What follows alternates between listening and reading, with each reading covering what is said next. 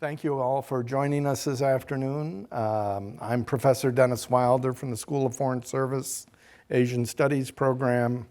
This event is sponsored by our U.S.-China initiative here on campus, and we are just delighted to be able to bring this new book to you today.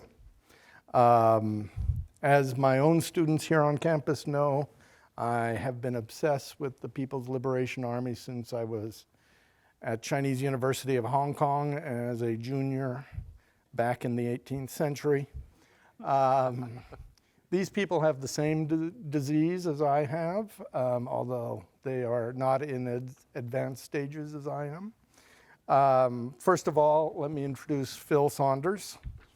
And Phil is the director of the Center for the Study of Chinese Military Affairs at National Defense University. He did serve in the United States Air Force. Was that in Vietnam, or where were you at that point? No. Worse, in the Pentagon. And then Joel Werthnow, who is a senior researcher at National Defense University. And more important, he is an adjunct professor here at Georgetown in our Center for Security Studies. We're also delighted, as a commentator, she's going to tell us what they did wrong, I hope. Marianne Kivlin-Weiss of the Center for Naval Analysis. For those of you who don't know, the Center for Naval Analysis has been one of the premier think tanks in Washington working on the Chinese military. They've had a tremendous relationship, actually, with the PLA over the years, have some of the best access in China to the military. So we are delighted that you could join us today. So I'm going to let you guys start, and basically, why should people buy your book? Because there's a lot going on with the PLA, and if you want to get smart on it, this is the place to start. I'll give you at National Defense University and DoD, they teach us to give the bottom line up front in case you pass out in the middle of the presentation. And so the bottom line up front is that the People's Liberation Army, the Chinese military, is stronger and more confident today than at any point in its history. And we'll tell you how they got that way. But it still has flaws that neither more technology nor more money will solve. And Joel's going to go into that side of things. And the bottom line is a much more capable force, but vulnerabilities that will manifest if they're ever ordered into combat. So that's the bottom line up front. We'll tell you a little bit about it. I think one of the themes of this book is that PLA modernization has proceeded patiently and methodically. Their military strategy has been basically fixed and focused on the United States since about 1993. That's a focus on Taiwan and preventing Taiwan independence, a realization that that means being prepared to deal with the United States, and a desire to use that military power to shape the regional environment. A lot of the changes over the last decade plus are due to Xi Jinping. He is, to coin a phrase that we use, large and in charge. He has instructed the PLA to be able to achieve these missions by 2027. And pursue the long-term goal of building world-class forces by 2049. And he's done things that his predecessors in charge of the Chinese military haven't been able to get done. One of the most important of those is a major reform of the PLA in 2015-2016. This was something Hu Jintao tried to get done, and the PLA resisted, and he didn't get it done. But Xi was able to use a strategy, was able to use his power to force the PLA to change. And so today's PLA is much more joint and much more focused on combat operations than any of its predecessors. And that's been his focus. Modernization for modern warfare, preparations for conflict, but he's been very disciplined about that. He has kept his eye on the ball of Taiwan, the United States. He hasn't gotten dragged into overseas entanglements or conflicts. And even as China's grown more assertive in regional affairs inside Asia, they've done that very carefully, using gray zone tactics to reduce the escalation risk. So this is a methodical and disciplined approach. Let's go to the next slide and tell you a little bit about the conventional side of this. It's a modern military, and it's a modern military equipped with world-class hardware. They are organized to perform informationized warfare and to have the conventional weapons they need to do that. And so when I started watching the PLA back in the day, as one says, they were flying MiG-19 equivalents that didn't even have radars and couldn't fly at night. Well, today it's fifth-generation stealth fighters, a bunch of them in all parts of China, and they now have a prototype of the sixth-generation fighter that's just started to fly. Working on building a stealth bomber, as is the United States right now. We don't really have a full one yet, that will have extended range and nuclear capability. They were very patient refining their ships, and then they finally got it to the standard they wanted, and then started mass producing it. So Luoyang 3 destroyers, Type 055 cruisers, something that's the best cruiser in the world. Building a diesel-electric submarine force, and some of those equipped with land attack missiles. And an army that now has helicopters and precision artillery and rockets. They can hit Taiwan without leaving the mainland.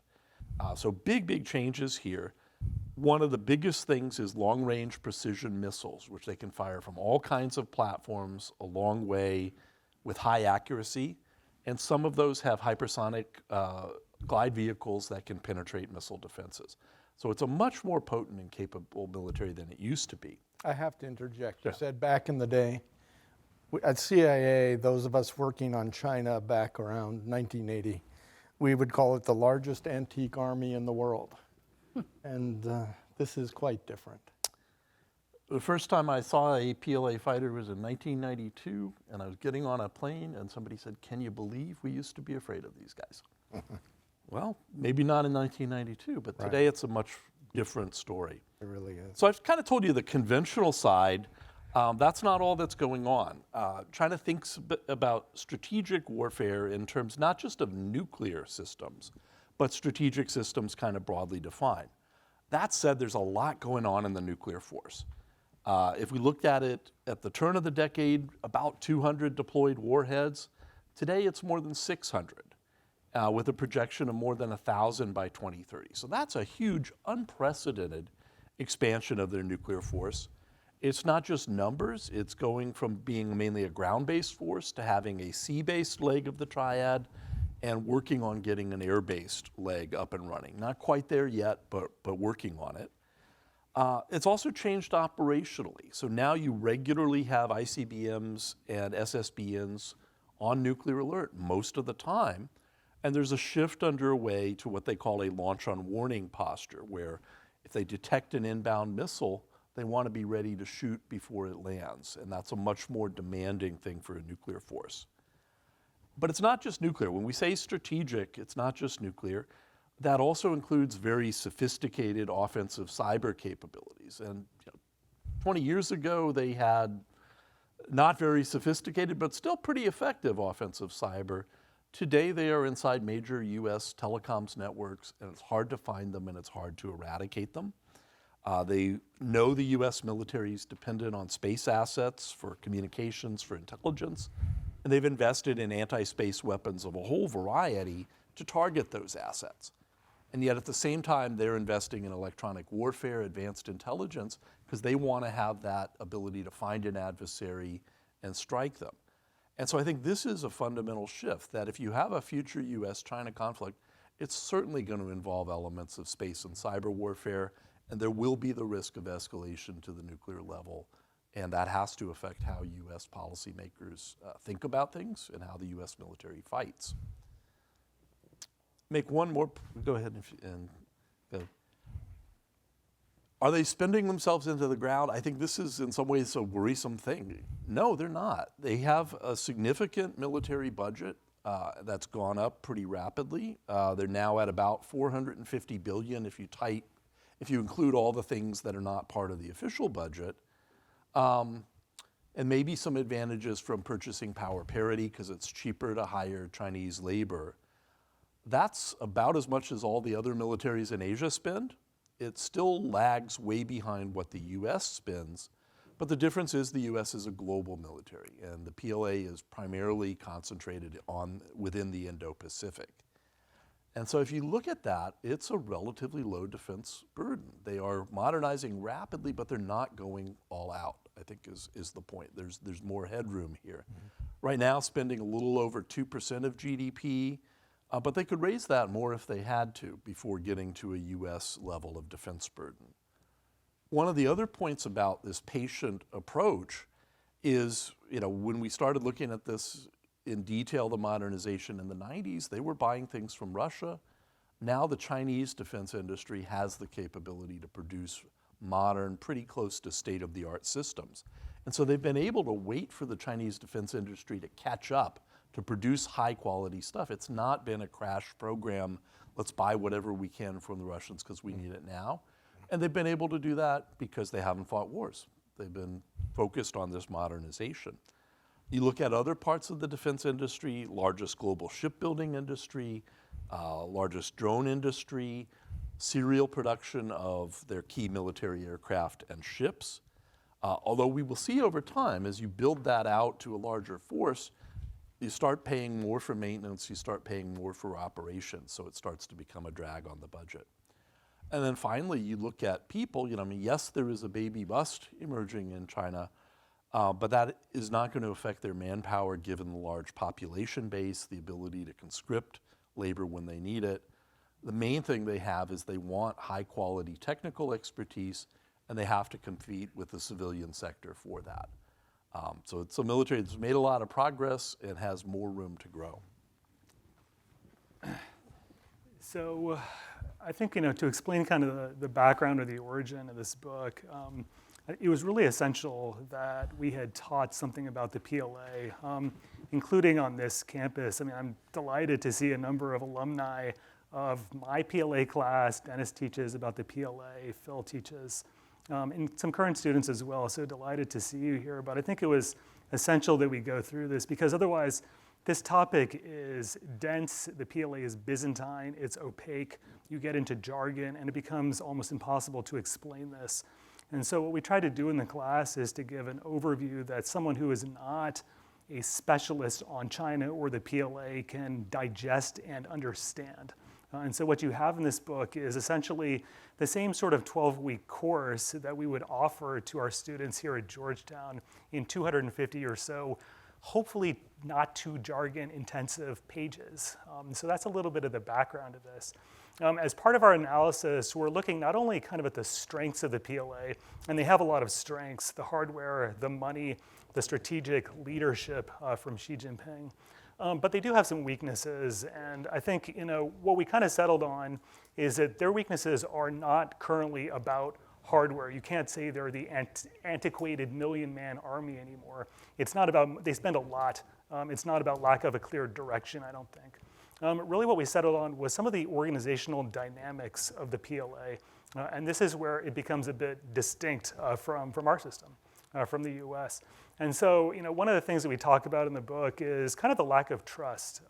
So Xi Jinping, he's a disruptive figure. He's transformational, he's done a lot for the PLA, but one thing he didn't do was to institutionalize outside checks and balances on the PLA. He didn't really bring in civilians. He didn't bring in the courts or the Congress or anything else. So the PLA is still very much self-policing as an organization. They're still very opaque. And Xi Jinping is the only civilian in China with any influence over the military. Even a dozen years into his tenure in China, he hasn't really reversed this. And so the result of that is that you have a military that's still quite immune from supervision.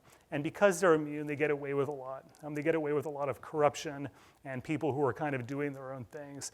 And you've seen that come to light over the last couple of years with some of the more prolific corruption scandals, despite the fact that he put these people in, despite the fact that he spent the first 2 years of his tenure there doing an anti-corruption purge.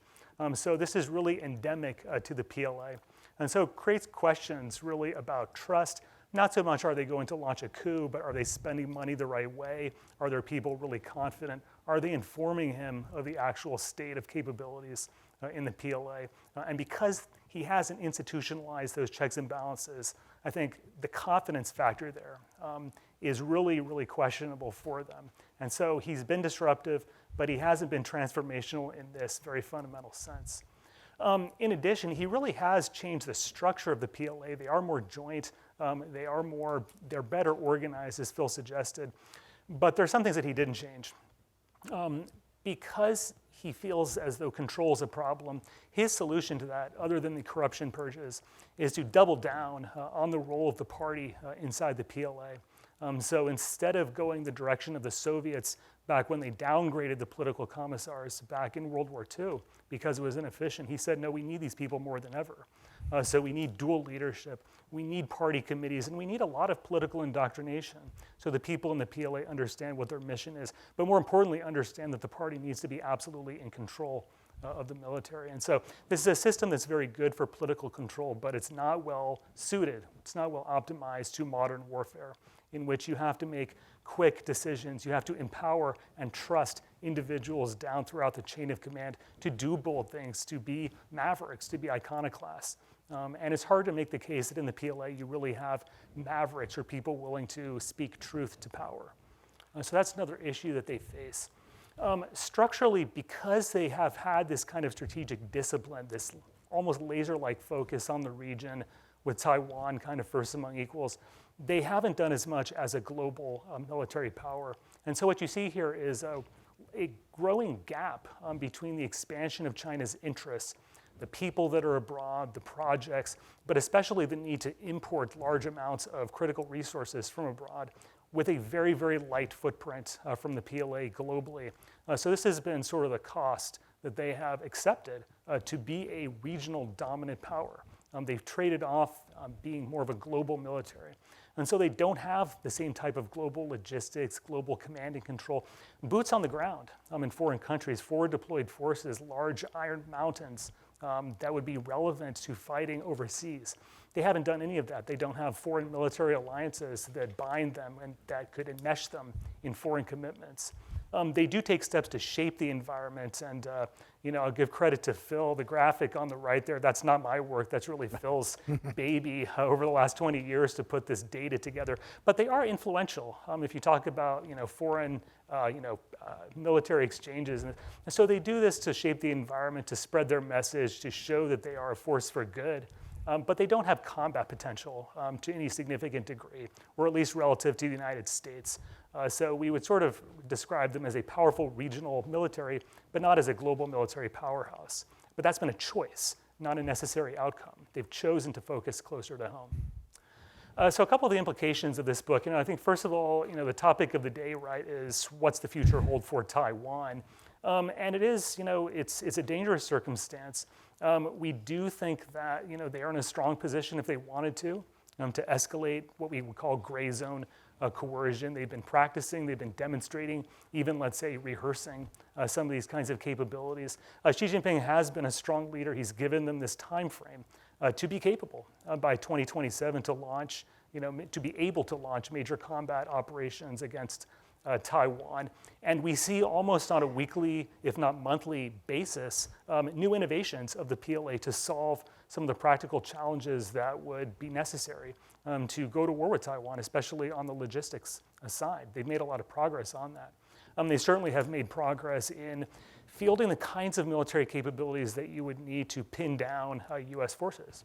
Some of those long-range munitions, cyber, counter space, they've invested a lot in this kind of thing. That being said, we aren't making a strong prediction in this book that you're going to see war sometime this decade. I think because you do have a number of important operational challenges left for the PLA. They might be able to blockade the island, but a amphibious invasion would be tough, I think, for them to pull off. So I think that would be one thing. But there's also the economic, the diplomatic risk. And so when you get to the question of, well, what does the future hold this decade? I think it's dangerous, but the PLA is still at a certain level of a learning curve. And by the way, Taiwan is also doing its part. They've gotten a lot of flack and criticism of late, but they have started at least, I think, to undertake some of the necessary defense reforms under the last couple of administrations, and to include the role for the US in aiding them. So the target is somewhat moving for the PLA. In terms of kind of what we expect to happen next, first of all, I think it's almost beyond question that you're going to see an intensification of the cognitive warfare campaign against Taiwan. This is demonstrating military capabilities, but it's also using information campaigns to render a sense of hopelessness or vulnerability on Taiwan. So we certainly expect that to continue. That being said, I think because of this key date, 27, being ready for combat, the appetite to escalate with other parties in the region, Japan, India, China has a lot of territorial disputes. The willingness, the appetite to escalate with other countries, I think, is rather low. And so I think what we would expect is continued low-boil, low-intensity campaigns along other parts of their borders. And Xi Jinping, he still has to find reliable people. He has people even close to him, members of the Central Military Commission who were proven not to be reliable. I think he's trying to put people in charge who could lead the PLA into battle with some level of professional competence.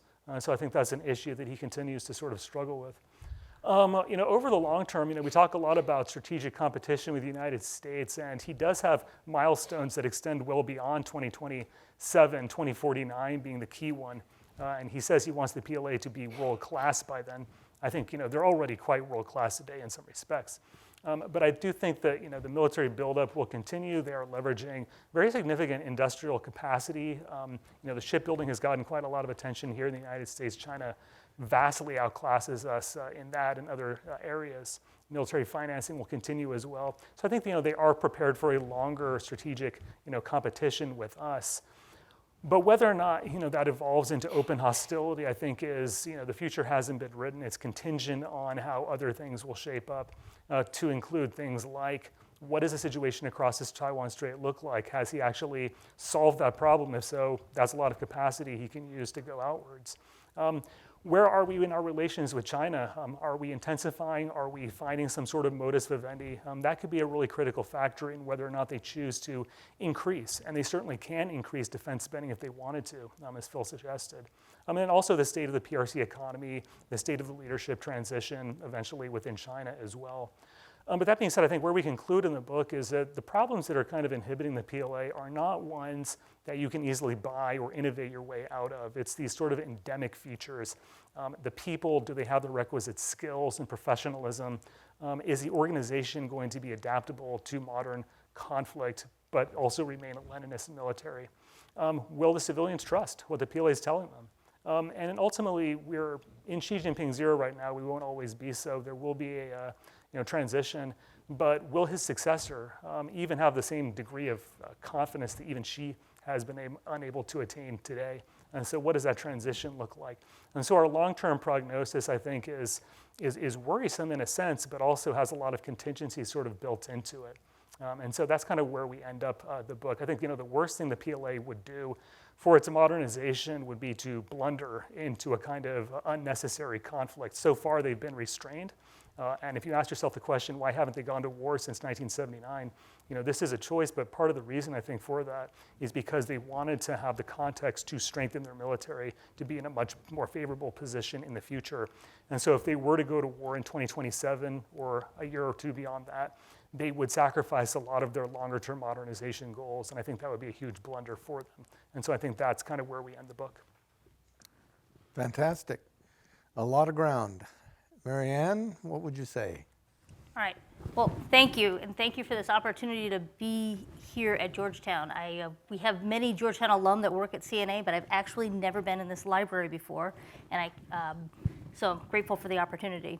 Now, I want to start by saying that these are my personal views, and they're not the views of CNA or any organization with which they're affiliated. I assume that's similarly for you from Yes. Defense University. Yeah, go ahead. All right, so I'm the director of CNA's China program, and as such, CNA has a long relationship with the U.S. Navy, and we are frequently called upon to do what Joel and Phil were attempting to do in this book, which is take a very complicated issue about China and distill it to its essence and explain it to a group of people that don't really have the time or patience to absorb all that information.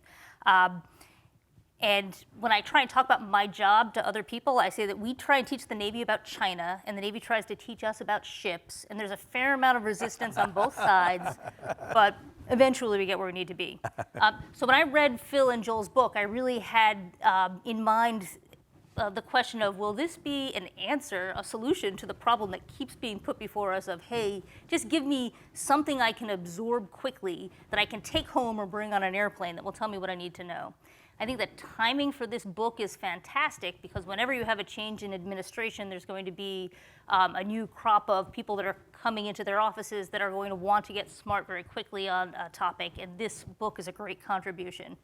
Now, Dennis said that I should be telling you all the things that you got wrong, but that's not what I prepared to do. I came to tell you 3 things that I really liked about this book that made me think that it was going to be quite useful and a great contribution to the field. So the first was its breadth and detail. As we were talking earlier, China is complicated and its armed forces are more so, and every reader has different information needs, and we're all struggling with an uneven data environment. In many ways, it would be much easier to write an encyclopedia about the PLA than it would be to pull together a coherent volume that attempts to present a narrative. And I think that Phil and Joel did a great job in doing just that. They had to be selective in what it was they were going to write about. I'm sure that there'll be haters out there that will say, oh, you didn't talk about this or that. But I thought that the topics that you had selected were fantastic, and they really met the greatest need. This is also important because China and its military, the analysis of that is politicized right now. And it's very easy for a piece like this to slip into assertion without showing your math, without backing up your statements. And I thought that the supporting data was well selected, and it really supported the points that you were providing, and you did a great job of covering the waterfront and showing enough data to prove the arguments without getting lost in the detail. And that is much harder to do than it sounds. So that was the first reason why, after reading this book, I sent a message to several offices in the Navy saying, hey, you should put this on your reading list. The second thing that I really liked about this book was that I thought it provided the right level of context. Sometimes an impatient consumer of information might push for discussion to go straight to force structure and capabilities and what a force-on-force confrontation might look like. But what I really liked was that this volume began by explaining what it means to be a party army and how that should affect how we think about the PLA and how that create some fundamental differences between the Chinese armed forces and the US armed forces. And that was followed with a detailed description of the evolution of PRC threat perceptions, I thought was also fantastic. Because I think this sort of context is required in order to make sense of the strategic decisions that the PRC is making right now and to better track the logic of PRC military modernization. So I think those were really valuable. And then the third thing that I really liked about the book was that, although it was pretty short, relatively speaking, given the amount of topics that you were discussing, it did a great job of capturing evolution over time. So this was related to context. The book did a good job of capturing how the PLA got to its current position by explaining the forces that had driven and shaped it over time. And that left the reader better position to gauge where they might be going next. And one place where I saw that really shining through was the chapter that was talking about nuclear space and cyber. There's been so much evolution in Chinese thinking in these domains over the past decade, and it's not that, given the amount of information you're covering, it's not that long. And I especially like that it provided multiple hypotheses to explain the PRC's decision to modernize its nuclear stockpile, because that is certainly an issue where there's some intense debate today. And I thought it did a very good job of laying out multiple arguments and just acknowledging that more than one of them might be true at the same time. And I think that that's really important. But I also wanted to flag one issue to watch as we're going forward. As I was reading the book, one thought that I kept coming back to was that the PRC's quest for military supremacy is not over. I spent a lot of time looking at how the PRC is thinking about future warfare and military operations a decade or so into the future. And I think it's important as one goes through this book to keep in mind that PLA thinking about military modernization and their military needs continues to evolve. Their threat perceptions are changing rapidly right now, and as is their thinking about the nature of modern warfare. And we are starting to see this in developments that are happening in China today.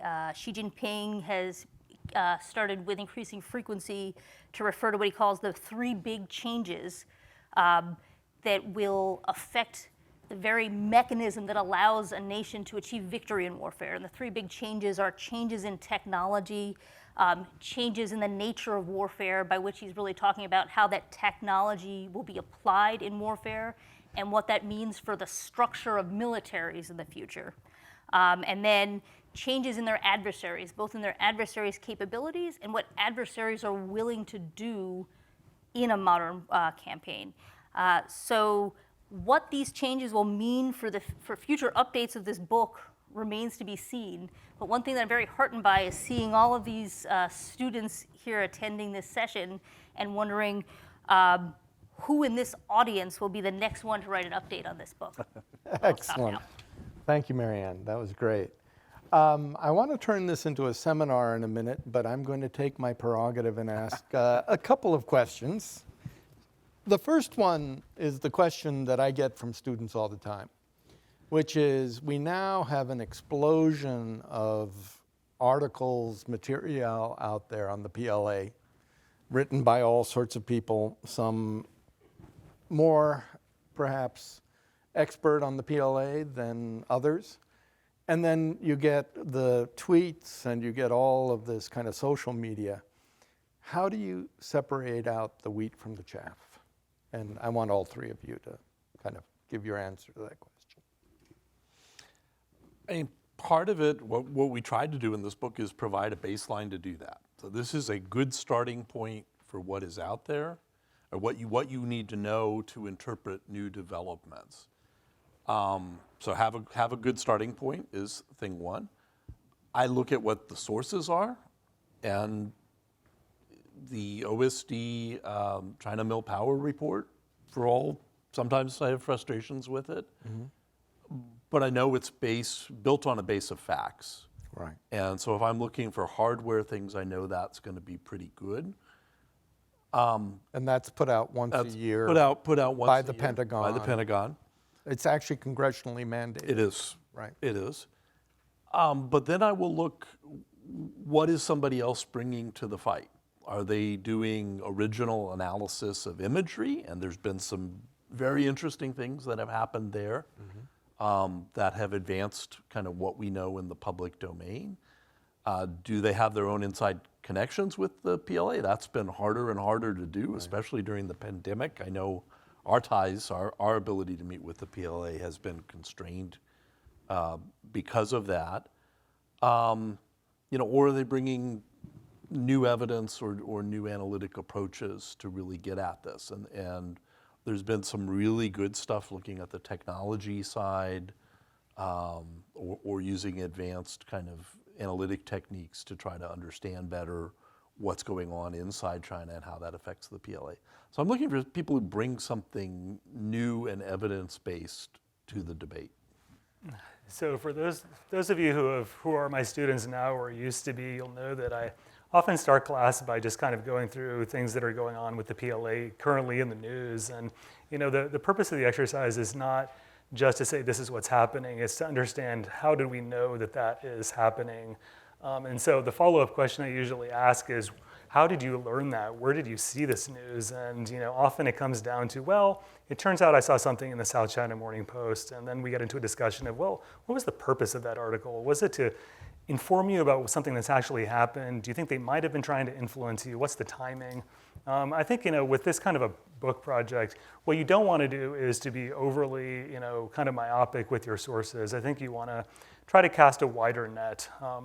And we try to do that with quantitative data, with sources that are from China. So let's say speeches that Xi Jinping gives, DOD information, but we don't want to overly rely on anything because they're all problematic in their own ways.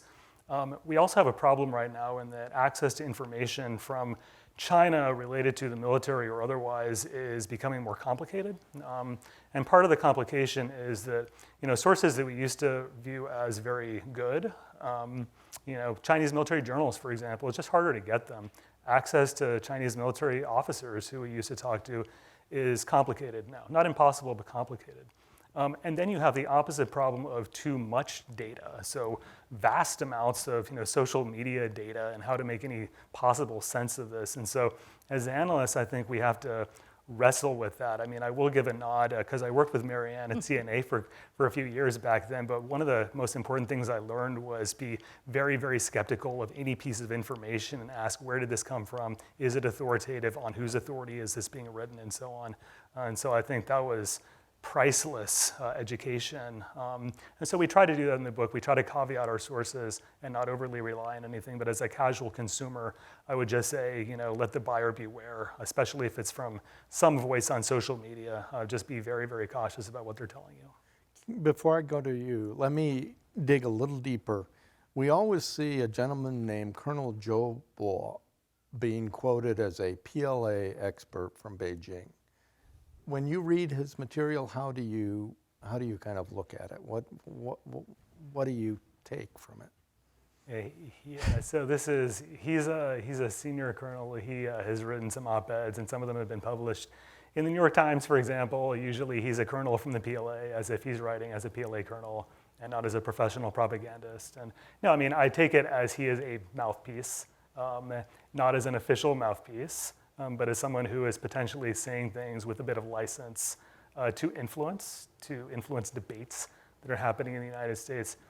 I do not view someone like that as a pure subject matter expert who's giving us his personal opinions, but I also do not take him as someone who is speaking with the full weight of the Chinese government. Phil, would you agree? No, I would agree with that. Okay. Uh, Marianne. So the question you're asking is one that we struggle with every day. It made me smile that Joel was remembering his time at CNA, because that is definitely the first thing that we hammer on with newer analysts. I tend to think of it, any data point that you're coming across, any article, any tweet or something like that, you just really need to assess the probability that what you're looking at contains accurate information and that it is being put out for some genuine purpose of having discussion and not intended to inform. And the things that I look for when I'm trying to assess that probability, first it's the data source itself. Where did this come from? If it came from the South China Morning Post, then you start to think, what was the purpose of that publication? What is the author's goal generally in it? And then I look at for the quotation itself, the subject matter expert or the Joe Boas of the world, I go to their job title. What is their job right now? If their job is to be a spokesperson in the media, then that's going to tell me that they are being supported by the Chinese propaganda apparatus to transmit views that the PRC finds acceptable and convenient. Sometimes that information is accurate, and not always. But you would then cross-check that with what are they actually talking about. Joe Bo knows about a lot of things, but if he was trying to get into the details of submarine tactics, I probably wouldn't put a lot of faith in what he had to say, because the chances that he actually had that knowledge are pretty slim. The final thing that we do, since there is such an explosion of data, is that we put a lot of faith in larger data sets. So any one data point by itself, you're never going to be certain that that information is accurate. But the more you find similar data points in different types of publications or from different voices affiliated with different institutions, the more confidence that you're going to have that the information that you're looking at is accurate. Great. Okay, so I'm going to page 129 of this volume. That's a good page. Just you like that page? And let me just read a paragraph. You see who turns pale who wrote that paragraph. Okay, although China has never provided official numbers on its nuclear force, foreign analysts expect that this modernization effort will ultimately produce a larger, more diversified, and more sophisticated nuclear force of several hundred warheads. This undertaking was overturned by the discovery in 2021 that China was constructing as many as 360 new ICBM silos. Now, Evan Medeiros and Taylor Fravel wrote in the fall of 2010 that China's nuclear strategy depended on assured retaliation. Where are we today on the idea of assured retaliation or other models for thinking about Chinese nuclear forces? Okay, so I'm the one turning pale. Okay. And they also wrote about China wanting a lean and effective nuclear deterrent. And so the question is, well, what does it mean to be reliable, and how lean and effective can you be? I think this is a plausible hypothesis, that it's still about a reliable second strike. They've just changed how they are going about getting it, and what's the margin of confidence that they want to have with it. That it's still about a reliable second strike. We haven't seen a change in doctrine, but what they think is, well, there's uncertainty about US missile defenses. There's uncertainty about US conventional strike. The relationship with the United States is much worse, much tenser than it used to be. And maybe the biggest way to have it's not just to have a reliable second strike, it's for the Americans to know that you have a reliable second strike. And so it's a plausible hypothesis. They said, well, this is going to take a much bigger force than we thought originally. We want to make it clear, to the dumbest American at Strategic Command, that there's no way you can get away with a first strike against China. And they've changed how they are going about it. We thought what that was going to look like is a force that is mobile, the missiles moving around, you can never find them. Never know for sure, have you located them all? And if you try a first strike, there's some out there that you don't know where they are that are going to get you. Now with the shift to a silo-based force, it's kind of a different model. It's not that they're running around and you can't find them. You know where the silos are. You can see them on pictures. Do you believe they're going to fill all those 360, or is it kind of a shell game? It is unclear, is the short answer. But I will say that they are just far enough apart that there's no chance of getting a twofer. You can't use one nuclear warhead and hope to kill two silos. They're far enough apart. They're hardened, and so if anyone were to think of a first strike, now you are thinking 500, 1,000 warhead strike, and you have to be kind of crazy to think that you can do that and they're all going to work and you're going to get them all and they're not going to have things to strike back with. So I think it's a different kind of sense of what that deterrent rests on. It's not that you can't find them.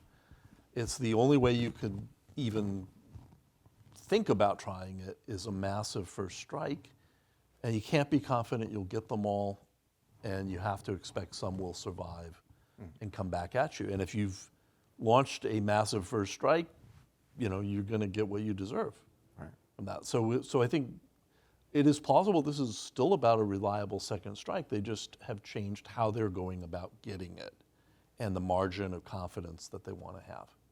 Now, there may be other things. It may be about using the deterrent for different purposes, like trying to keep the U.S. out of a Taiwan conflict.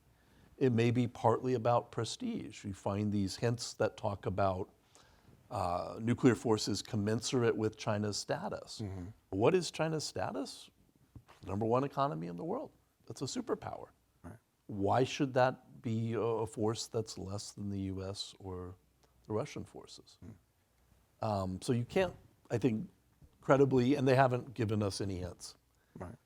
So these are all plausible explanations. I don't think we can rule any of them out, but they're consistent with the data. Joel? I think, at the risk of becoming kind of Phil's chief marketer today, the fact is that so I think a lot of what he's referencing in this chapter actually can derive from a much, much longer study that Phil did with David Logan, trying to parse out, what are some of the drivers of this nuclear modernization? Not only the silos, but also, other things happening with the SSBN force and the nuclear air force. And, my personal opinion is that, what they call the nuclear shield is quite persuasive. The idea is that what they're trying to do is to build, almost like a bubble, kind of around China that could dissuade or deter not only nuclear intimidation, but also potentially conventional intervention in a regional conflict, simply because I think the cost, the risk are so great for the United States. And it trades on the idea of kind of an asymmetry and resolve. The idea that, even you can launch a non-credible threat of some sort of nuclear escalation. It's not credible to a serious analyst, but for the public, for a decision maker, for a political elite, for a process in which you have to get consensus very quickly, just injecting that uncertainty and that doubt into the calculations, I think, can be quite dramatic. And so, to me, what this gets into is the theory of victory. It's a very fundamental question for China related to a large contingency, especially Taiwan, is you have one theory of victory, which is a military theory, right? You have the idea that we have capabilities that can strike your bases and can take down your satellites and so on. And once the war starts, it'll be very difficult for you to succeed. But that's dramatic and it's consequential, and there's a lot of cost involved in that because you're going to a war with the United States. This is a totally different theory. This is a political theory of victory. You're injecting uncertainty, doubt. It's shock. It's psychological warfare when you say that we have these capabilities. And this predates the war in Ukraine. It predates it, but I think there is a little bit of a parallel, at least, with the type of nuclear signaling that Putin was able to do at the very start of the campaign against NATO. It's not that serious analysts thought that he was actually going to use nuclear weapons against NATO. I think it's just because the public wouldn't tolerate a war in which you would have boots on the ground against a nuclear-armed rival.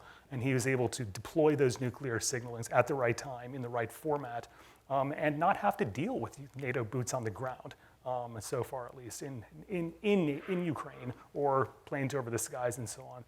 And so while that's not the trigger or the rationale for this nuclear buildup, I think it's an example you can come to as how these things can be useful not only for nuclear deterrence, but also to dissuade an adversary from launching a conventional intervention in your near periphery.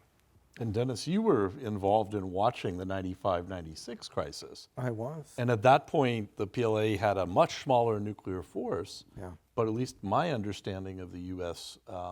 Internal debates was we were worried about the risk of escalation to the nuclear level, and that had a constraining impact. The question was to pick the right U.S. response, not too little, not too much. Because if you did too much, it might get bad. No, I remember quite clearly our debates over sending the carrier battle groups. And I actually wrote the memo for John Deutsch, who was director, to send over to Perry on what we thought was a reasonable approach to sending the carriers. And we had several key points. One, keep them east of Taiwan, don't go near the coast. Number two, don't operate with the Taiwan military. And number three, signal to the Chinese that we're coming. Don't surprise them. And 2 hours after I wrote that memo, I'm looking up on CNN and the president's announcing the movement of carriers, which is a very weird feeling, I must say. I want to dig just slightly deeper on the nuclear force question. So I guess I have two thoughts. One is, how would we know if China were moving to a first strike capability? The second would be a policy question here in Washington. Senator Dan Sullivan of Alaska has called for a $20 billion budget for Iron Dome. Makes sense? Makes no sense? So we did this study, and I hope you would appreciate the methodology, trying to say, okay, well, if this is what the policy is, how would we know? What would we see? What would we see today? What would we see 10 years from now? What would be some observable indicators?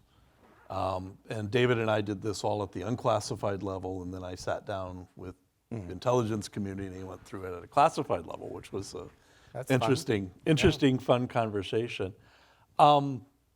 If they were thinking about a first strike, a lot more emphasis on civil defense, but I just don't think that is likely because the Chinese view has always been once you start using nuclear weapons, it's very hard to stop. Right. It's very hard to imagine a limited nuclear war.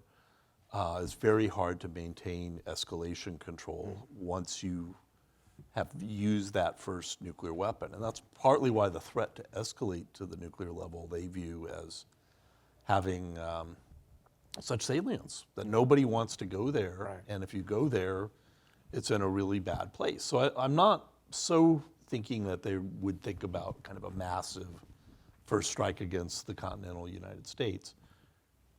What I could see is them starting to worry, well, maybe we're in a world where the Americans think there's a limited nuclear war that's possible, which there have been US strategists who have thought that. On this campus, I might add. On this campus sometimes, and that they have to be prepared for that. If that's what the Americans might do, then the PLA has to be prepared for that. And that implies a different kind of nuclear force, lower yield warheads, mobility, training differently. Thus far, we haven't seen that. We haven't seen that shift to, they could do it, of course. Certainly they could build lower yield warheads and more mobile missiles. But we haven't seen them kind of move toward that kind of doctrine or do that kind of training to really start practicing for that kind of a war. And the PLA is pretty methodical about something. If they think this is an operation they've got to do or might be asked to do, then they want to train to do it. And we haven't seen that yet. I'm skeptical that missile defense is going to buy our way out of it. We're on the wrong end of the cost curve. It's a lot cheaper to build more missiles than it is to build more missile defense. And the fact is you're just not going to know how effective it is. But they are anticipating that both in the sense of building penetration aids to try to get through missile defenses, but also to come at it from a different point of view, using submarine warheads that can come at a different angle. They tested something called a fractional orbital bombardment system, where you send a nuclear warhead up and it can release from different points and come at you from a different angle that avoids the radars, that avoids the missile defenses. And I just think at the end of the day, it's always cheaper to build more missiles than it is to build more missile defense. I think, for me, and it also goes back to the series of kind of hypotheses that Phil and David laid out in this monograph, but there is the idea that part of China's nuclear buildup is based on perceptions of a deteriorating nuclear deterrent based on things that we are doing. And so this is a hypothesis in their monograph, and it's a compelling explanation in a piece that Taylor Fravel wrote a couple of years ago in IS, and they're saying, look, the Chinese are looking at things like the Nuclear Posture Review, things like Global Prompt Strike from the US Air Force, things like the expansion of missile defenses, and they're just simply responding to that. They feel as though their nuclear deterrent is atrophying and they must keep up.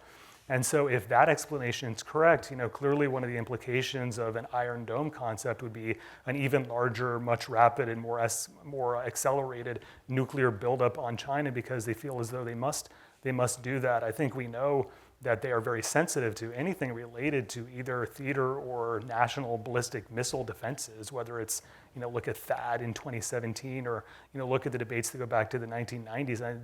This is a very sensitive topic for them.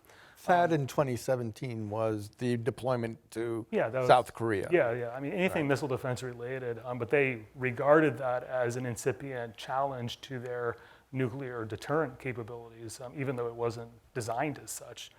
And so they may misinterpret, or they may correctly interpret in this particular case. But I think that's a potential risk, that this could fuel a certain escalatory cycle in terms of the arms buildup. I'm not saying as though I'm firmly committed to that. As I said earlier, that the nuclear shield to me is the most compelling, as if they are intentionally building this machine to intimidate us. But that is a possibility. I think it's a very distinct possibility. I think that we are likely to get caught in an action-reaction cycle there. The fundamental challenge with understanding China's nuclear policy is that they have been remarkably consistent for a long period of time in stating their no first use policy. And we do not believe them. I don't believe them. I don't believe that is the policy either, but there's such consistency in their statements, and then even when asked, we have a lot of interactions with members of the PLA at CNA, and we have plenty of opportunities to really ask questions about the logic behind the modernization of their stockpile, and they find a way to tie it back so that it's logically consistent with the no first use policy. It doesn't always seem genuine, but there ends up being a lack of time to just continue poking holes and poking holes. But that fear that the U.S. might see limited nuclear war as a possibility is something that I think is genuinely held by many members of the PLA. And I think what I liked about the book was that it acknowledged that there was an ambiguity. And you didn't try and come up with this final answer. I think this is something where Yeah, there's start a lot on of page hypotheses, 129. but we don't really know. It's very well laid out. Okay. At this point, I'd like to open the discussion up. I'd like you to please state your name, your affiliation, and keep it in the form of a question as opposed to a commentary. Evan, first question. This is Dr. Evan Medeiros, head of the Asian Studies program here at Georgetown. Thank you, Dennis. Phil, Joel, congratulations on a wonderful volume. We look forward to assigning it to all of our classes, having lots of Georgetown students buy your wonderful book. So I have two questions. These are two very simple questions that I get asked all the time. Number one, does the PLA want to be a global military power, and what does that mean in the China context for the PLA to be a global military power? If the answer is yes. Second question, the PLA hasn't actually engaged in major sustained combat since 1979, the war with Vietnam. So does that make the PLA ready for warfare with the United States in the future, or is that just simply the wrong question because future warfare is simply so different than the 1979 context? Thank you. You can take. Yeah, I mean, well, I'll start with the second question first. I think, and this is a question that we get as well, is the lack of combat experience sort of a critical failure for the PLA? I mean, my sense is that this is, among the different problems that they have that are structural problems, this is one of the lesser important problems. I think this is highlighted a lot in their own propaganda. And the reason for that, we were talking sources earlier, is not to give the West a sense of where they can strike us. The purpose of the propaganda is to try to motivate more realistic training and to get people to not be complacent. But objectively speaking, I don't regard that as a critical failure. You could sort of make the case that, well, the US has a lot of combat experience, right? I mean, we have been fighting wars for the last 20 years. We have experience, and that matters. People are battle tested. People have gone through the rigors of war. But it's also the case that we haven't fought a high-tech war in the Pacific ever, and we haven't fought a major war against a great power. Nobody has. No one has, exactly. And so you can kind of turn it around and say, well, we've been preparing for COIN for the last 2 decades, and China has had a blank slate, and they've been thinking about the future of warfare. And so so it's hard to make a strong judgment about which way that kind of, that balance will end up on. With respect to, does the PLA want to become a global power? They've been told to be world-class forces, but I don't think that means that they want to look like the US today in 10 or 15 years necessarily. I don't think that's a choice they've made. And in fact, for those who've been following that discussion, I'll be Taylor's chief marketer today, because he wrote a very nice piece in the Washington Quarterly a couple of years ago, getting inside this discourse. What does it mean for the PLA to want to be world-class? And what he's talking about and what he channels in their writings, it's about capabilities. It's really about having world-class military hardware and capabilities and structures and doctrines. But it's not about global force posture. They're not talking about having large Iron Mountain bases. They're not having a new strategy in which they would be required to conduct a theater or multiple theater wars far from home in the Middle East or somewhere else. That's not the plan right now. I mean, the strategy of the PLA is to be proficient and capable of fighting a high-tech local war, principally with Taiwan under the shadow of US intervention. So that's the goal for them today, and I don't think they sense as though they've met that milestone. And Xi Jinping keeps having to reiterate this, I think, because they're not ready. If you're talking about, global, what our strategy asks our forces to do, I don't think that's the ambition. Now, it could become the ambition for the PLA if, for example, they were to reabsorb Taiwan under some circumstance that allows them to think bigger thoughts like that. But I don't think that's the goal today, and I think for them that would be a massive and unacceptable distraction. And it's good for them, for their planning, that they haven't entertained those thoughts, because it has allowed them to build this pretty formidable machine focused on the region. I think that's true, but with a caveat. We always say in Chinese, there's a danshi. Everything you said is wonderful, but there's this little thing. I think for the PLA Navy, there's a little bit more of that expeditionary flavor. And that's partly because navies are just a little bit different. They go places and they take what they need to fight with them. And that helps to explain why they are doing things like build carriers, which would not last long in a US-China conflict. But if you want to project power, say against a smaller Southeast Asian military or outside the Asia-Pacific, they are a way that you project power and you don't need a base, you don't need an ally to operate from. You take what you need with you. And to a much greater degree, if the PLA Navy is going out of area, they can bring most of what they need with them. Whereas the Air Force has got to have overseas bases, the Army has to have someone to get them there and support them once they arrive, and they don't have that. Right now, to the extent they do it, it's within the UN context, and the UN is their logistics system. So that's the one caveat to it. And the Navy also has a mission that requires power protection capability, which is protection of sea lines of communication, which is their oil and gas coming from the Gulf. It's their products going out around the world. It's minerals coming from Africa, coming from various places.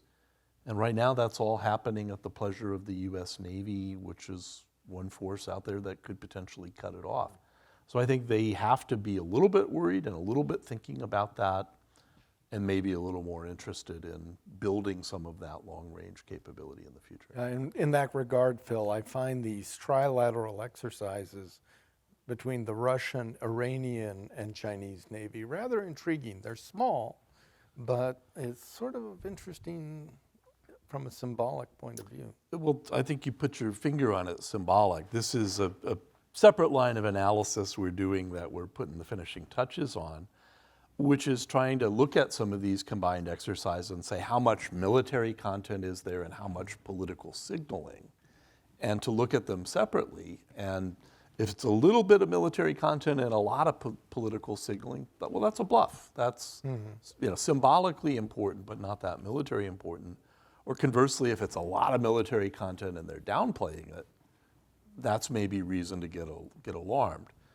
But in fact, we have used this methodology precisely for this purpose, and what you see is not a lot of military content, but a lot of political signaling.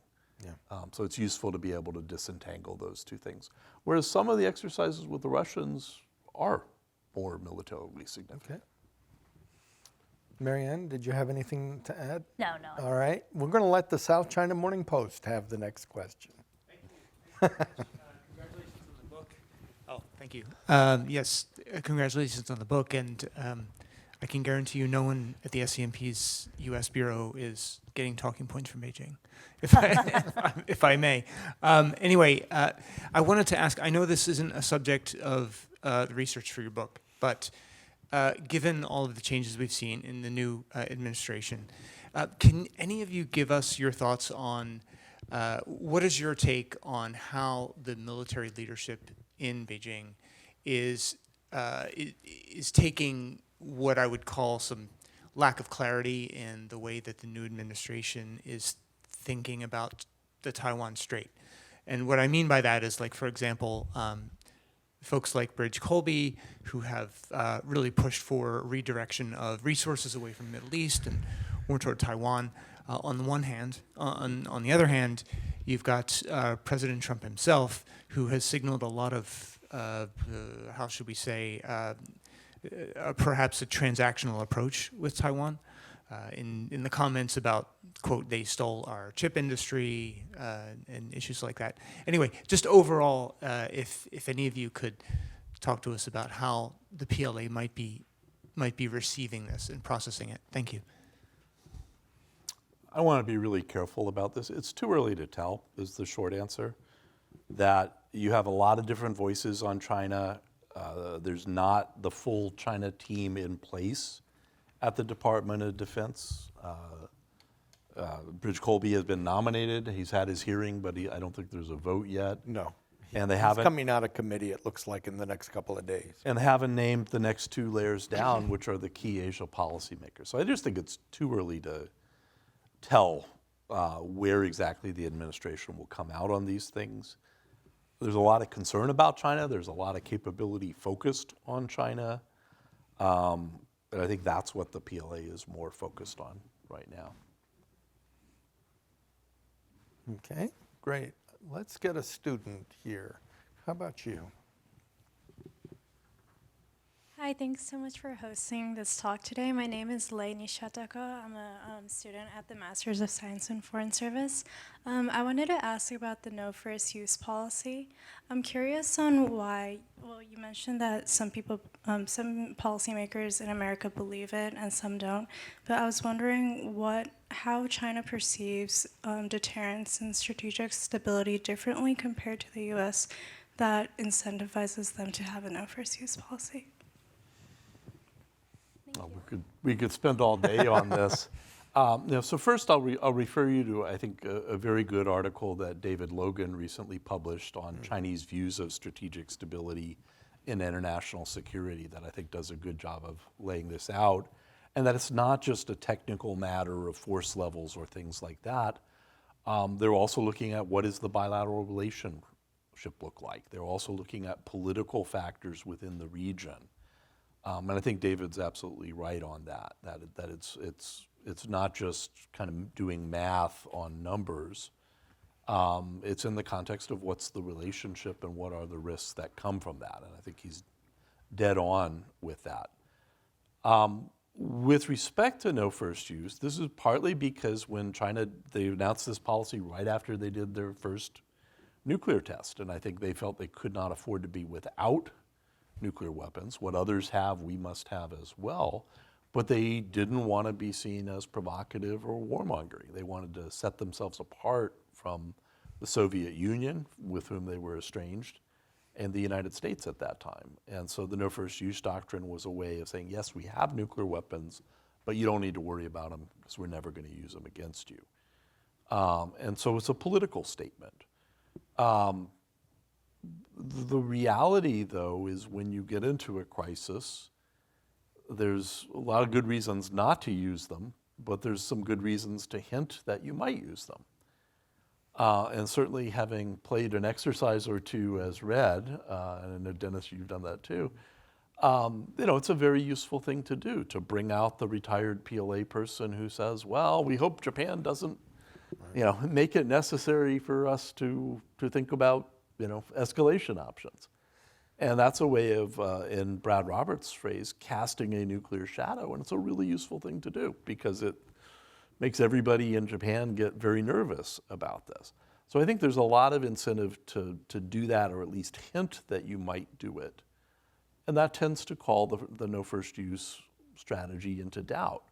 And then finally, US analysts, US policymakers prepare for what a country might be able to do. What are their capabilities? And if they say, but don't worry about it, we'll never use it first, we tend to focus more on the capabilities and what you could do than what you say you won't do, just as a matter of prudence.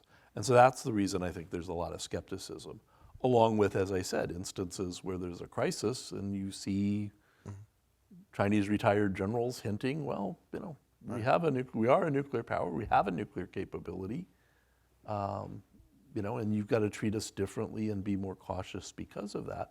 That's casting a nuclear shadow, and that's implying that no first use might not be obsolete. Absolute, rather. And some are looking at the Ukraine example and Putin's example. Right. And wondering. Joel? I think what Phil said is spot on. I mean, no first use pledge is as good as the piece of paper that it's written on. I mean, frankly speaking, I think the reason why they keep reiterating this is because it plays very well in the global south and in the international community, because we don't have that and the Russians don't have that, and they have a much larger nuclear arsenal, but they're differentiating themselves and saying that their motives are purely self-defensive rather than for intimidation purposes. But they can still use these actual weapons for intimidation purposes. And, look, even if you look at some of the writings in the PLA going back decades, including in the former 2nd Artillery Force. They say, for signaling purposes, one of the things that we may do in a crisis is to change the no first use policy. I mean, we may actually say, the threshold is different now because we feel as though we may be attacked. And then, of course, you have the very real, not only the expansion of the nuclear forces, but various signs and indications and possibilities they may go to something like launch on warning, which is to say we haven't actually been attacked yet, but we think there's a good chance we might be. And so under those circumstances, we would actually go first. That's not the current state of affairs, but there's different signs and discussions happening inside China that they could do that. And technically speaking, it's possible that they will do that. I know Phil's been thinking a lot about that, and David Logan and others. But that would give them a sort of option or maybe a gray zone to say, well, we still formally have NFU, which plays well, but we can actually use these tools in different ways than we could in the past because of our much larger and more capable arsenal. I would just add, no first use policy, I treat it as a promise. They're making their promise that they will never use these weapons first. But any promise can be broken, and that's why we have to focus more on the capabilities. When I say we don't believe them, I wouldn't believe any country. I wouldn't make a choice on how to protect our interests just based on a promise that another country was making. We need to be prepared to defend ourselves. That would be the first part. And then the second thing I just wanted to throw out is that I do think that no first use is very popular domestically in China. It's part of the narrative that they tell themselves about China's place in the world. And I think that changing that policy would come with some sort of political cost, because I do think that it is popular in China today. If there was a war and they were at the point where they were thinking about considering changing it, I'm pretty sure they would be able to take the population along with them and come up with a justification. But it's something that people in China believe in, I think. Okay. I'm going to try and go to the back. How about way back there at the back row? Yeah. Hello, thanks so much for being here. A couple of weeks ago, Wait a minute. Who are you? Where are you from? my name is Anshul. I'm with Georgetown. Thank you. A couple of weeks ago, House Armed Services had a hearing with the commanders of various special operations elements in the U.S. talking about Great Power competition. I'm curious how you view China and the PLA using their own regular warfare and special operations forces in Great Power competition. How are they looking at developing those forces in the future? Yeah, sure. So the question, if you couldn't hear, it was about kind of Chinese special operations forces and capabilities. Yeah, I mean, they're certainly thinking about how you would employ SOF in a Taiwan contingency and a landing contingency. And that's some work, actually, if you're interested in the topic, I did with John Chen a couple of years ago. Georgetown graduate. Yes, indeed, another Georgetown SSP graduate. And this, you can find it, the China Maritime Studies Institute just came up with this massive book on Chinese amphibious warfare. And there's a chapter in there looking exactly at the question of what role SOF would play. So things such as reconnaissance behind enemy's lines, proactive mine clearing the channels out to Taiwan, certain types of, targeted, actions against political leadership, for example. I mean, they're certainly thinking about and building those capabilities. I think you could also say that a lot of their SOF is not like what we often refer to as Tier 1 SOF capabilities, so things like Delta or SEAL Team 6. It's actually more like Army Rangers, sort of larger formations of troops that act kind of cohesively. So there's some certain differences with PLA SOF and ours. I think the major structural change for the PLA, you referenced a hearing in which probably it was a SOCOM commander. Difference with the PLA is that they have no version of SOCOM.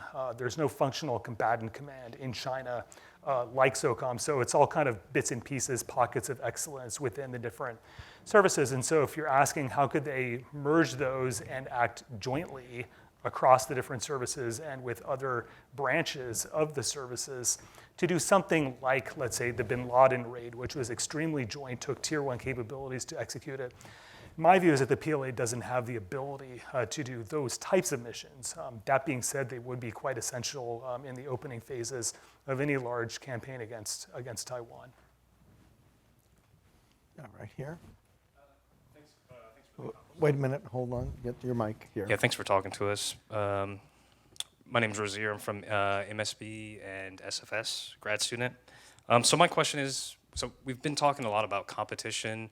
Should we be adjusting our approach and, find ways where we can talk more about cooperation in terms of like U.S.-Chinese security cooperation or strategic cooperation going forward? I think there's a role for that. It depends first on enough common interests to have a basis for cooperation, and then it depends on the political will to put aside some of the other issues or compartmentalize that to do both things at once. I think the previous administration was wary of this. Their experience is when you said we want to cooperate with China on something, that the Chinese view was, okay, what are you going to pay us to do it? Right. And some of the cooperation that was offered never was quite delivered, like help in dealing with North Korea. So I think there are areas where we can cooperate. We did with the Soviet Union during some of the worst days of the Cold War. So if you were SecDef, Yeah. pick your areas. Which ones would you think would be productive? Non-proliferation would be one, including of anti-access area denial systems. Okay. I mean, we haven't seen China sell all those pieces, say, to Iran, which would make it a lot harder for us to operate in the Persian Gulf. That's arguably not in their interest. They want the Persian Gulf open to oil and gas, and why would you give Iran the tools to shut it down? But they did in the past sell anti-ship cruise missiles Yeah. to Iran. So I think that's an area where we both have an interest in keeping the oil and gas lines open. And part of that means non-proliferation, both on the nuclear level, but also on anti-ship cruise missiles and things like that. If Korea goes bad, which it could happen, I think there are some common interests in managing the consequences of that. Right. We've been trying for 2 decades to have those conversations with the Chinese. It's proven to be very difficult to do so. But I think we need at least the channels to be able to talk or pass confidential messages. We're going here to do this thing, and that's all we're going to do. And have that be a confidential message to the Chinese and vice versa. So I can imagine things on the Korean Peninsula. I would say climate change, but that's not a priority for this administration.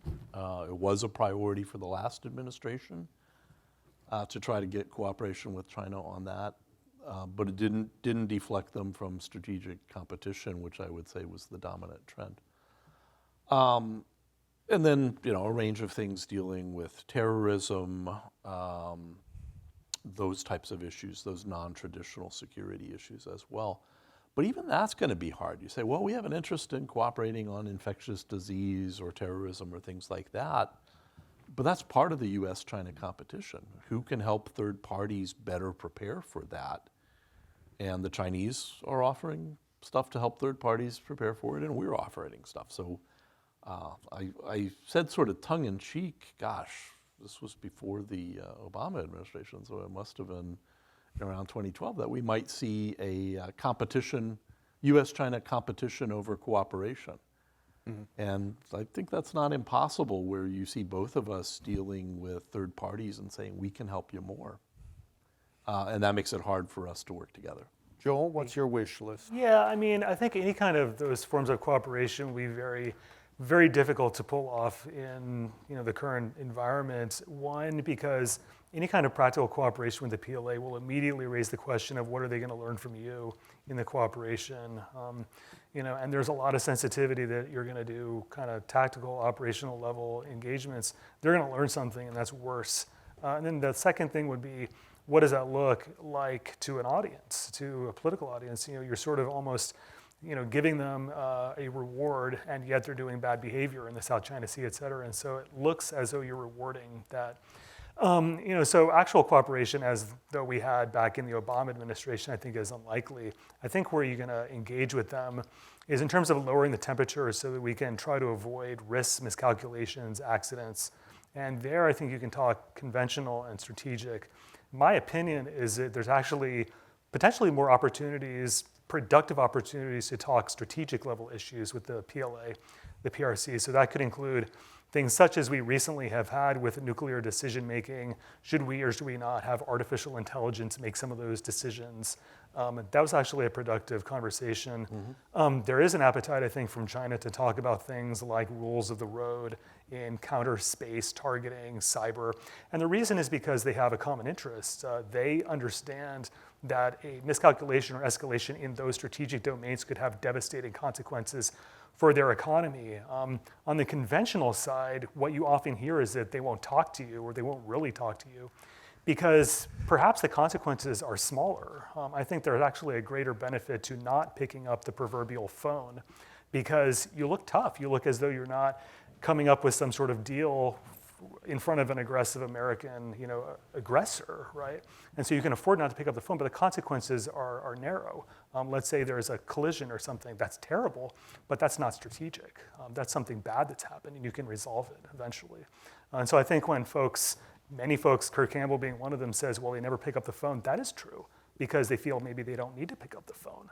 But if you have conversations on things that really do matter to them, so I mentioned 3 of those, nuclear, space, and cyber, then I think maybe they have no choice but to have discussions on what exactly that phone would look like, and maybe they would pick that up if there was an accident or miscalculation. And they have shown an interest in AI discussion, again, at that very strategic level. Right. You've been to Beijing recently. What do you think? So my wish list is a little different. I think we need to be realistic about just how limited cooperation is between the U.S. and China right now, and just how high the level of distrust is between the two militaries. I think that is dangerous, and that anything we could do to build up some sort of habit or practice of cooperation is beneficial. So one that I always like to throw out is disaster response. Even if you're simply deconflicting actions, that's still reminding people that it is possible to work together towards a common end, and that is something that would be beneficial as the leaders in these militaries develop. And then, in this one, I'll credit to my coworker, Dave Finkelstein, who mentions to anyone who stands in front of his door for more than 2 minutes, this is the 50th anniversary of World War II, and if there was ever a time to remind people in both China and the United States that once we were allies, now is a good moment. And so trying to find an opportunity to highlight something about the China-Burma-India theater and the way that US and China cooperated at that point in time. All right, we've got about 5 minutes, so I'm going to take 2 questions. Hold on, we need a microphone. Thank you very much. It's a pleasure to be here. My name is Bonnie Gerard. I'm a senior contributor to The Diplomat on all things Chinese, and I've spent half of my adult life in China. So many of the issues that we're discussing here today are things that I have seen from inside China looking out rather than inside America looking back out to China. So there are some different perspectives. One aspect that I haven't heard mentioned today that I'm interested in your insights on is the role of dark money in the PLA and its purchase orders, its requisitioning. The role of manufacturing Chinese military requirements, sometimes in the factory next door or in another part of the same factory as that which has received a legitimate PLA purchase order. We know that the dark economy is likely as large, if not larger, than the actual economy of China. So do you come across this phenomenon in your research and in your analyses? And if so, how do you differentiate it from the kind of military manufacturing and buildup which you would see in regular military procurement? Thank you. Great. One more. How about the young lady at the back here on the wall? Hello, my name is Lam. I'm a first-year MSFS student here, and thank you again for the great presentation. So my question has to come with a comment that President Lai Ching-te, the Taiwan's president, made last week. He was saying that Taiwan's going to be a sovereign, democratic, and independent nation I'm curious, to my understanding, this is a shift in rhetoric on the Taiwanese side. In your assessment, how significant it is of a shift in terms of rhetoric, and how much of this shift in rhetoric will fit into Beijing or the PLA calculation in terms of working toward the 2027 deadline? Thank you. Maybe I can rephrase it just slightly.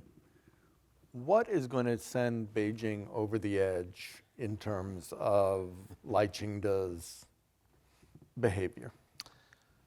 Well, let's do that second one first. Okay. They don't trust him as far as they can throw him. And they think that he is a pro-independence worker, as he said once memorably in a speech. And of course, the Min Zhendang's position is that Taiwan's already an independent state, so there's no need to declare independence. You know, that said, I think saying it formally, moving toward a referendum on it, I mean, these are things that China has in the past said are red lines. Now, they've been careful not to be too specific about it, because they say if you are too specific, you invite them to go all the way up to but not over the red line. But when they start to get nervous, they turn to the United States and say, you need to stop this. This is dangerous, what he is saying, what he is doing, and you need to take action to stop it. So I don't want to speculate at where exactly the red lines. I will say there is no trust there. They're not looking, I think, for an opportunity to use force. They're not looking for an excuse. And in fact, they want to stay out of a situation where that's the only option left.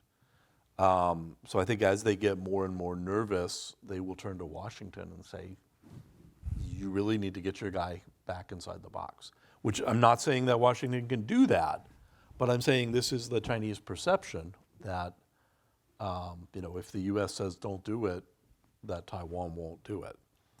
So I think that's what I had to say on the first point. On the dark money, I have not looked into this. I mean, we've just been trying to get a handle on the regular procurement that the PLA does, which is increasingly drawing on civil sides as part of civil-military fusion. And corruption. And corruption is part of that, maybe a big part of that. So to see where some of that money is going, whether it's to procure other things for other people, we just haven't looked at it. We're trying to understand how the ability to contract out to the civil side or to enlist civilian institutions in research and development, how that's affecting and accelerating PLA weapons development. So that's been our kind of main focus. Yeah, I mean, I guess I would just add that this is not a topic that's easy to kind of get a handle on. I think what we have with the recent corruption purges are extremely generic accusations of mismanagement, and they won't even say specifically what. I mean, there's all sorts of rumors about graft in the procurement system, and were or were not, for example, the missiles of the rocket force actually filled with water. There's tons of speculation about this and almost no authoritative data on what that is. There's indications of possible readiness issues here and there, but no real confirmation, and you'd never expect the PLA to confirm that they have a real operational weakness that resulted from graft in the procurement system. So it's very hard to, do you want to add? I was just going to add that this is the difference from what we heard in 2013 and 2014, where there absolutely were corruption cases in the Rocket Force and in the General Armaments Department. They just didn't announce them publicly. Right. And this time what's different is that they're announcing it publicly and they're removing senior officers from very senior positions. Although we still haven't had an answer on Miao Hua, right, at the CMC. We're still waiting, yeah. Yes, that's correct. Yeah, he's still listed on the website, and so Oh, is he? they need a new webmaster. He's still there. And we don't know exactly what he did. It was bad. On the other question related to sort of the triggers for conflict, I mean, I would say that to me this is all black swan thinking. I mean, I don't think of a likely path to conflict in the next 2 years. If you're trying to rank order them, a so-called war of political necessity, I think would be fairly low. Just look at the Taiwan system. It's not just what Lai does, it's the entire political system has all sorts of constraint there. Look at the KMT is in charge of the parliament. And so are you really going to get to a referendum to change the constitution to call it I mean, you're not going to get to that level. You know, Lai Ching-te has been talking about Taiwan as a de facto independence country for a long time, and so did his predecessor. I mean, none of that was enough of a trigger to cause the PRC to gamble its existence, its economy, none of that was enough of a trigger for them. I think he will continue to make bold statements. I don't think that's enough to cause the PLA into a very difficult war. I think the other path that maybe is also a black swan, but maybe slightly more plausible, would just simply because they miscalculate their own capabilities. Perhaps they get to 2027 and they give the proverbial briefing. Xi Jinping has given them years now, since about 2020, to get ready for this. Let's say you have the briefing in 2027, the staff officer is called up and says, well, where are we? Who's going to show up and say, oh, actually, we're not there? Oh, we're not. Sorry. We wasted Need time. a little more time. We wasted money. A little more time. So who's going to? And so the question, though, is whether or not the PLA is overconfident in its own capabilities, and whether or not Xi Jinping or whoever happens to be in power believes that. And so again, to me, this is a black swan, an extremely low probability circumstance. But you could imagine, well, perhaps they think they're much better off than they are. Perhaps they miscalculate the likelihood of US intervention. Perhaps they miscalculate how well prepared Taiwan is, and they misread the entire situation, as Putin did back in early 2022 when he thought, well, this is going to be a one-week affair and it'll all be over and done with. And we thought that too. And so, to me, again, this is not an alarmist statement. I think it's extremely unlikely. Xi Jinping strikes me as someone who is very skeptical and mistrustful and doubtful of any kind of bold proclamations. But we can imagine that potentially happening under some kind of circumstance. So to me, that's, if you're going to say what's likely, not likely, that's a little bit more likely. But I'm not waking up every morning seeing when's the invasion going to begin. But you can ask the question: what if it's a future leader who has even less military experience, doesn't have contacts in the PLA, goes in the briefing and they say, hey, we got all this great stuff, and maybe more insecure. and yeah, less self-confident in dealing with them. That could be a real problem. Last word?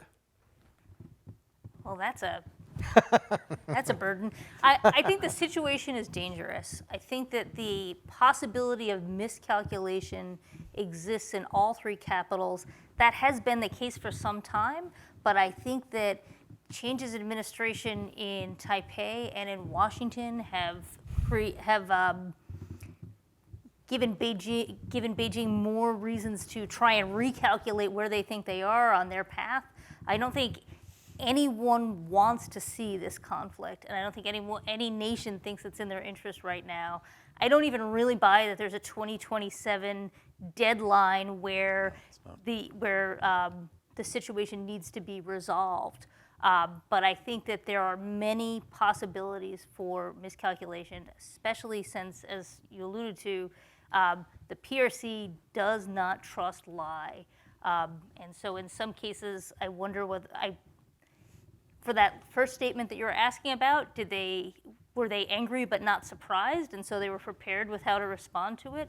I don't know, but they could very easily read more malign intent into statements that Lai makes and overreact to what he was saying as well. So I'm just sober when I think about the cross-strait situation. Okay. So Phil, Joel, Marianne, thank you so much. This has been a tremendous session. Thank you.